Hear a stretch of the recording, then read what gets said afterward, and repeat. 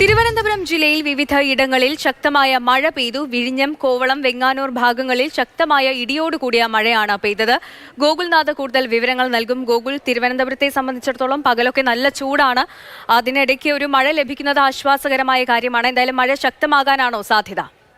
സദ്യ, തീർച്ചയായും വലിയ ചൂടുള്ള കാലാവസ്ഥയാണ് ഇപ്പോൾ തിരുവനന്തപുരം നഗരത്തിലും അതേപോലെ തന്നെ പ്രാന്തപ്രദേശങ്ങളിലും അനുഭവപ്പെടുന്നത്. ഏതായാലും വരും ദിവസങ്ങളിൽ 13-14 തീയതികളിൽ സംസ്ഥാന വ്യാപകമായി മഴയ്ക്ക് സാധ്യതയുണ്ടെന്നുള്ളതാണ് കേന്ദ്ര കാലാവസ്ഥാ വകുപ്പ് അറിയിച്ചിട്ടുള്ളത്. എന്തായാലും ഇന്നേ ദിവസം തൊട്ട് ഇന്ന് 10 ജില്ലകൾക്കായിരുന്നു മഴ മുന്നറിയിപ്പുള്ളത്. അതിൽ പ്രത്യേക അറിയിപ്പോ കാര്യങ്ങളോ ഒന്നും ഉണ്ടായിരുന്നില്ല.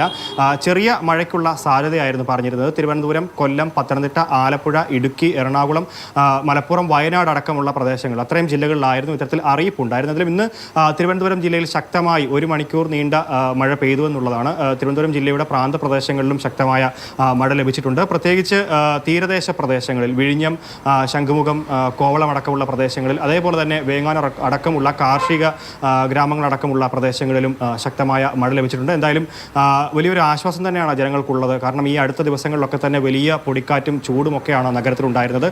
അതിനൊരു ശമനമാണ്. 13-14 ദിവസങ്ങളിൽ എന്തായാലും സംസ്ഥാന വ്യാപകമായ മഴയ്ക്കുള്ള സാധ്യതകളുണ്ട്. ഇടിയോട് കൂടിയ ശക്തമായ മിന്നലോട് കൂടിയ മഴയ്ക്കുള്ള സാധ്യതകളാണ് പറയുന്നത്. ഈ തിരുവനന്തപുരം ജില്ലയിലെ തീരദേശ മേഖലകളിൽ ഇന്ന് ശക്തമായ കാറ്റോടുകൂടിയുള്ള മഴയാണ് പെയ്തിട്ടുള്ളത്. വേങ്ങാനൂർ പ്രദേശങ്ങളിലൊക്കെ കാർഷിക മേഖലയാണ് ഈ പ്രദേശങ്ങൾ. അതുകൊണ്ട് തന്നെ കൃഷിനാശം നാളെ ദിവസങ്ങളിൽ അതൊക്കെ റിപ്പോർട്ടിൽ വരികയുള്ളൂ എന്നുള്ളതാണ്.